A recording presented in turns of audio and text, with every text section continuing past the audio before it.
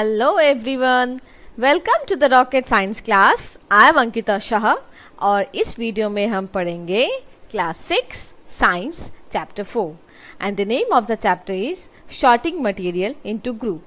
So the last topic we have done, that is solubility, in our part 2 video. Now in our part 3 video we'll start from our first topic, that is flotation. So here we go and let's start the topic. Flotation क्या होता है? The material which are lighter than the water and floats over it. ऐसा material जो कि पानी से भी उसका हल्का हो वजन और वो फ्लोट करे. ठीक है, फ्लोट मतलब तैरे. फ्लोटिंग मतलब क्या होता है? तैरना. ठीक है. सो हम लोग कह सकते हैं कि ऐसा कोई भी मटेरियल जिसका जो मतलब जो डेंसिटी हो वो वाटर से कम हो, ताकि वो वाटर के ऊपर ऐसे आप देख सकते हैं यहाँ पे आराम से ऊपर तैर सके. ठीक है. तो एग्जाम्पल हम लोग क्या ले सकते हैं? Leaves, plastic balls, wax pieces and oil. ये सब क्या होता है? ये सब पानी में पानी के ऊपर फ्लोट करता है. ठीक है. देखते हैं हम लोग कि सिंक नहीं करता, ये डूब जाता नहीं है. क्यों? क्योंकि इन सब का जो डेंसिटी होता है वो वाटर से कम होता है. ठीक है. So the next is the material which are heavier than water sinks. It is called sinking. ऐसा मटेरियल जो कि पानी से उसका वजन क्या हो, डेंसिटी क्या हो, ज्यादा हो, तो वो क्या हो जाता है? सिंक हो जाता है. सिंकिंग मतलब क्या होता है? डूब जाना. वो क्या होता है? डूब जाता है. For example coin, iron nail and etc. So in the diagram here you can see that यहाँ पे जो आप लोग देख सकते हैं जैसे कि वुड पीस है, कुछ जो मटेरियल से ऊपर है देख सकते हैं जो कि लाइटर देन वाटर है, इसीलिए ये सब क्या हुआ है? फ्लोट कर रहा है. ठीक है, ऊपर में. बट यहाँ पे आप देख सकते हैं ये क्या है? सिंक हो गया, ये डूब गया है. तो दे आर, इसको ये क्या है? ये सिंक हो गया. ठीक है. और ये जो है ये क्या है? फ्लोट. तो आप इजिली इसका अंतर समझ सकते हैं कि जो ऊपर की तरफ तैरता है दैट इज फ्लोटेशन, और जो नीचे डूब जाता है that is sink. Understand? So but in the case of flotation हम लोग कह सकते हैं कि substance which don't dissolve completely in water. क्या होता है? वो जो एकदम जो कंप्लीटली वाटर में डिजोल्व नहीं होता है. ठीक है. As in our last topic solubility, हम लोगों ने एक वर्ड पढ़ा था इनसॉल्युबल. इनसॉल्युबल क्या होता है? जिसका डेफिनेशन मैंने अभी बताया कि सब्सटेंस वो जो होता है फ्लो मतलब कि कंप्लीटली पानी में डिजोल्व नहीं होता है. तो इसमें क्या होता है ना, इसमें दो केस होता है. इनसॉल्युबल केस में क्या होता है कि either they settled at the bottom and may be they are either they remain on the surface. Understand?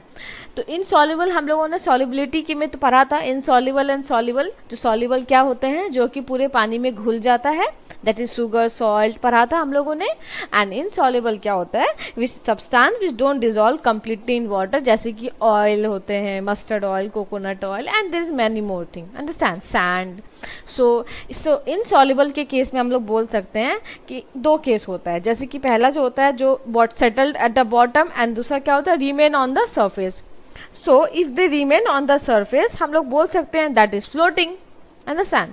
चलो एक एग्जाम्पल लेती हूँ, आप लोग को बताती हूँ. बचपन में हम लोग सब पेपर बोर्ड बनाते थे जब रेनी सीजन आता था. ठीक है. हम लोग फन करने के लिए घर पे जो भी मतलब छोटा सा पानी के कुछ गैदर हो जाता था कोई गड्ढे वड्ढे में, तो हम लोग उसमें पेपर बोर्ड बना के हम लोग पेपर बोर्ड को पानी से ऐसे करते वो पेपर बोर्ड उसमें तैरता था. ठीक है. So just think of that paper board जो आप लोग बचपन में बनाते थे. So think of that paper board on water, and when you put that paper board on water, what happen? आप लोगों को क्या दिखता है? हम लोग क्या देखते हैं? At that time that boat remains on the surface of the water. जो बोट है वो सरफेस में रहता है, वाटर के ऊपर में. It keeps moving on the water. So हम लोग बोल सकते हैं कि boat is moving. Whereas अगर फिर उसका अगर ऐसे एग्जाम्पल लो, जो गड्ढा वड्ढा बन जाता है रेनी सीजन में, अगर तुम एक कॉइन उस पर थ्रो करो, if you throw a coin on that water, what happen? Then you will able to see that it goes inside. Understand? So basically it sinks, we can say. So soluble substance either settled at the bottom or remain on the surface. Okay. So एक question arise होता होगा आप लोग के mind में कि why some objects float और done some don't they sink. कि क्यों बहुत सारे ऑब्जेक्ट जो होते हैं वो फ्लोट हो जाते हैं, वो क्यों सिंक होते हैं? बहुत मतलब सोचते होंगे दिमाग में कि ऐसा क्यों होता है.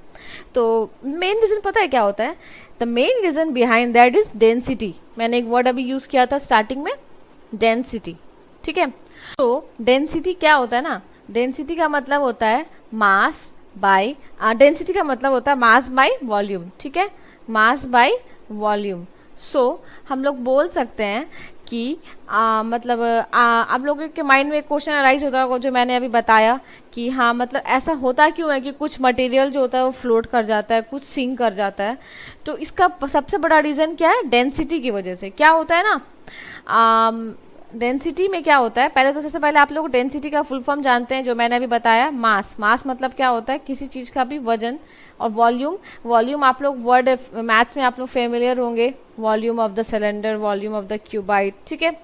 सो कोई भी मटेरियल जो भी हम लोग पानी में डालते हैं, चाहे वो फ्लोट हो या सिंक हो, ठीक है, वो जो मटेरियल होता है उसका जो डेंसिटी होता है अगर वाटर की डेंसिटी से कम हो, ठीक है, सपोज हम लोग बताते हैं जैसे कि आयरन नेल हम लोग एग्जांपल लेते हैं, ठीक है। सो आयरन नेल की जो डेंसिटी है वो हाई है, ज्यादा है as compared to the density of water. So इसी की वजह से क्या होता है, आयरन नेल जो होता है सिंक कर जाता है, जैसे डूब जाता है, ठीक है। But if you'll take the case of paper board, on that case we'll able to see that the paper board, the density of paper board is very low, so that's why it's float. क्यों, क्योंकि the density of water at this case is very high as compared to the density of paper board.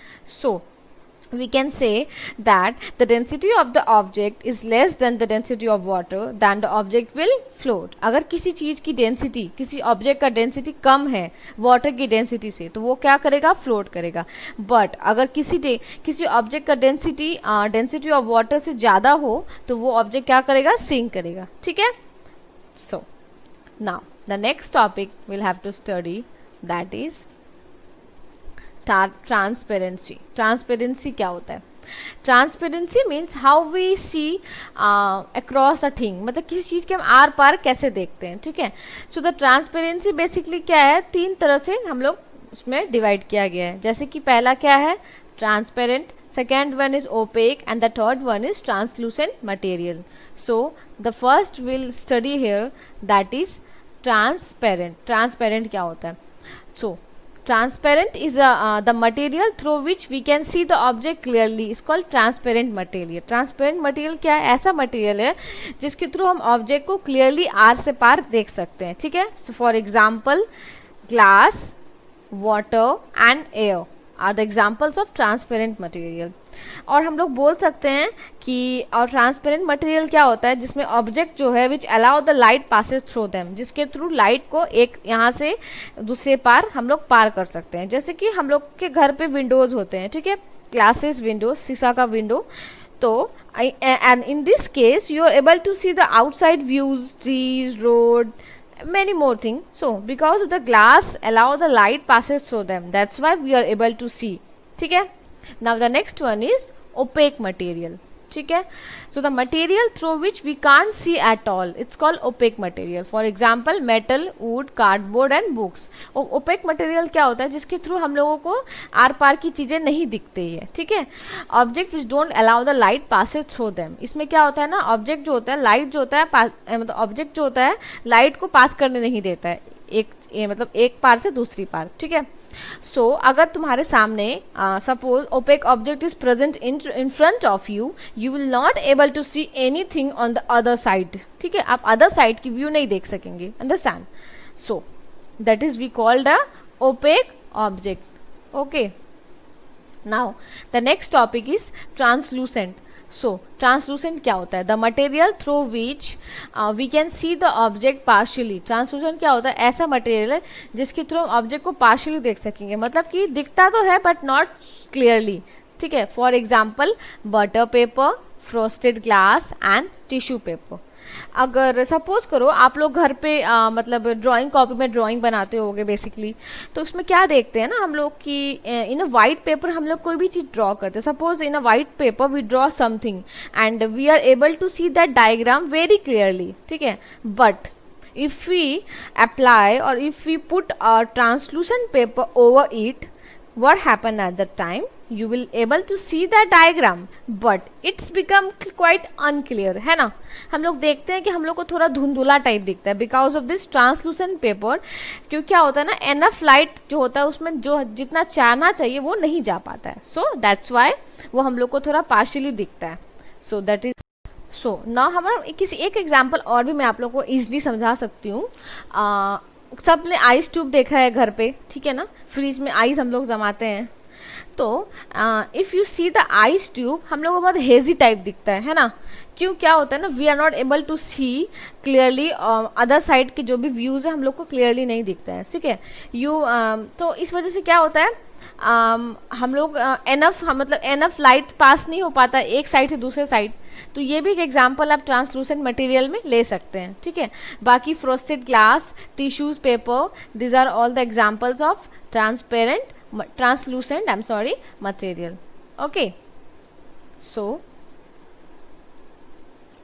thank you. If you like my video, please don't forget to like and subscribe to my YouTube channel for latest update. Thank you once again.